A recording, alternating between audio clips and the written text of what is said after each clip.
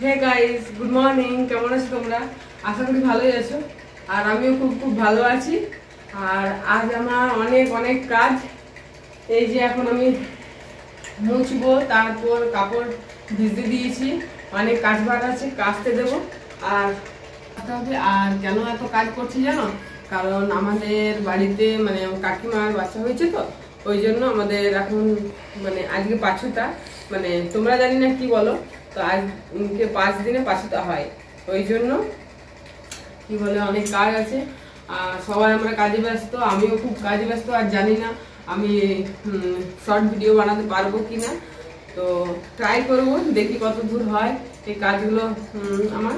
তারপর কথা বলবো, ঠিক আছে? চলো আমি এখন সিঁড়িটা পুছিয়ে নিই, তারপর ভিতরের রুমটা পুছলাম আমি, ঠিক আছে? ভিতরের রুমটা পুছলাম।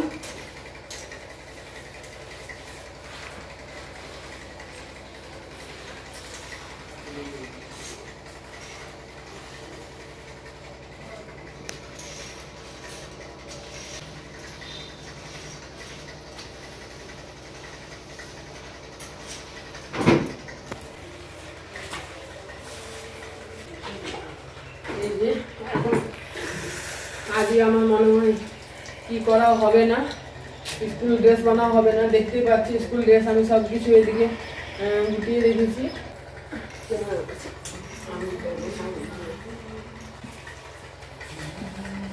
আজ আমাকে গোটায় উঠতে হবে। আর আজ আমি পুরো পরিশ্রম হয়ে যাবে অনেক, আজকে ঠিক মতো মনে হয় লাইটেও আসতে পারবো না। আর এই যে আমার রুম আর বারান্দা আমার পরিষ্কার করা হয়ে গেছে।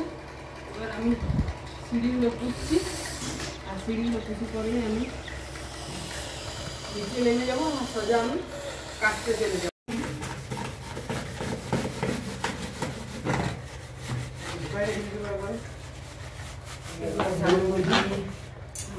ভালো করে পরিষ্কার করে নিচ্ছি, কারণ অনেক ময়লা হয়ে গেছে, দেখতেই পাচ্ছি।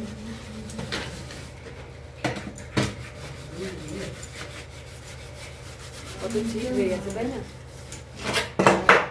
এইগুলো আমি দুধ দিয়ে দিয়েছি, এগুলো কাটবো।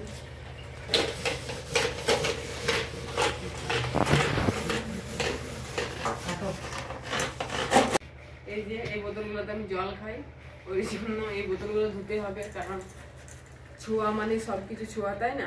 তার জন্য এই বোতলগুলো ফার্স্টে ধুতে হবে। আর তারপর ও ছিল বলে আজ সারাদিন কী কী করলাম সে তোমাদের দেখাতে পেলাম, নাহলে ও তো সারাদিন থাকে না, ওই জন্য দেখাতেও পাই না। আর এই যে আমি এবার কাচতে চলে যাব, কারণ অনেক কাচবার আছে। এই যে আমি স্নান করে চলে এলাম, কি ঠান্ডা।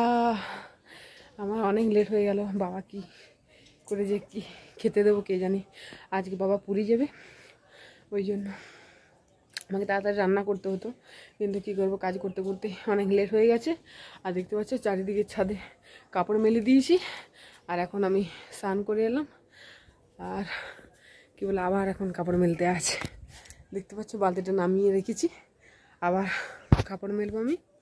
আর তাড়াতাড়ি করে একটু ভাত তরকারি যা পারি করে দেবো, তারপর বাবা যাবে। চলো তাহলে কাপড়গুলো মেলে নিই।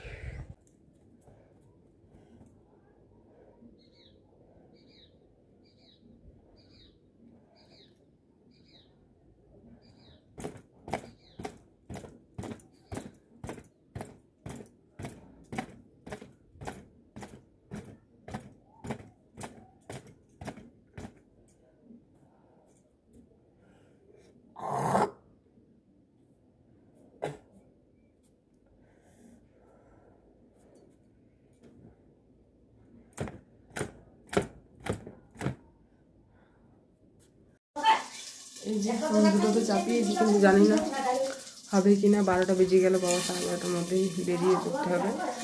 কিছু করবো, শেষ পর্যন্ত হয় কি না। আজ অনেক লেট হয়ে গেল কাজ করতে। আর এই যে আমি এখন বেগুন ভাজছি আর ভাত বসিয়ে দিয়েছি, ভাতের সাথে আমি আলুও দিয়ে দিয়েছি।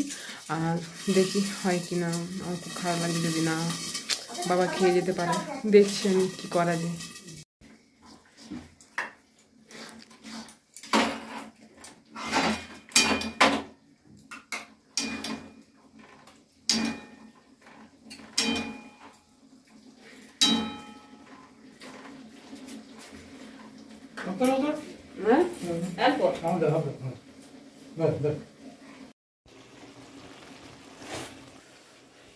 এখানে বাবা অটোতে যাচ্ছে, তারপর বাবা ওইখানে বাস আছে তেলুড়িতে, সেখান থেকে যাবে।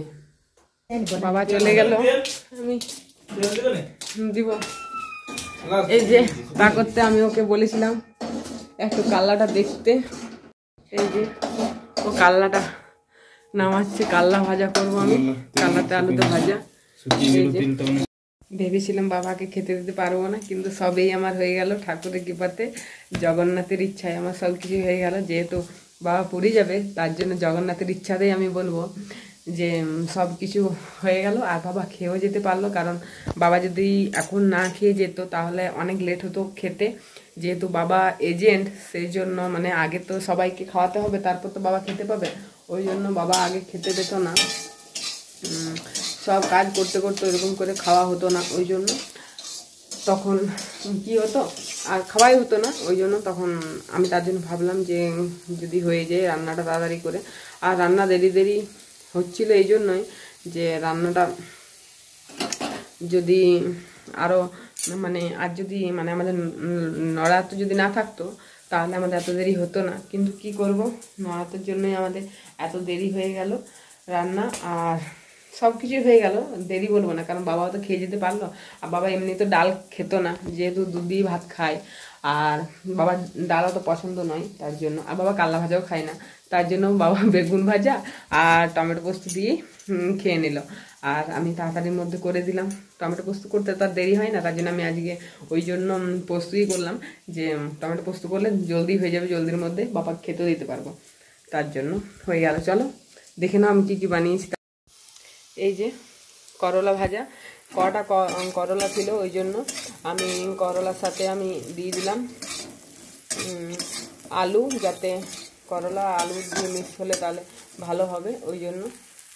আর এখানে আমি করেছি টমেটো পোস্ত, টমেটো আলু দিয়ে পোস্ত। এখানে করেছি বেগুন ভাজা, আর এখানে আমার ভাত আছে, আর এই যে ডাল।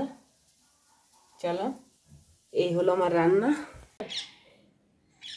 এই যে এগুলো সব কেচেছিলাম, এবার কাঁচা হয়ে গেল, এবার আমি নিচে নিয়ে যাবো। আর যেগুলো শুকাই সেগুলো আমি এই যে আবার রোদে দিলাম, এগুলো শুকোবে। আর চুলটাও আমার ভিজে আছে, একটু রোদ পড়বে। চল তাহলে নিচে যাই। এই যে আমি আবার সেলাই নিয়ে বসে গেছি, দেখতেই পাচ্ছ। আর এতক্ষণে আমার সময় হলো, দেখতেই পাচ্ছ সন্ধে হয়ে গেছে। আর জ্বালিয়ে আমি সেলাই করছি, কারণ কি করব, এটাই আমার ডিউটি, সেলাই করতেই হবে, স্কুল ড্রেস না করলে হবে না। সো চলো তাহলে আমার ভিডিও এই পর্যন্তই। আর আমার ভিডিও যদি ভালো লেগে থাকে তাহলে অবশ্যই লাইক কমেন্ট শেয়ার করবে, ঠিক আছে? Tata, good night. এখন হয়নি, অ্যাডভান্স বলছি, ওকে? চলো বাই।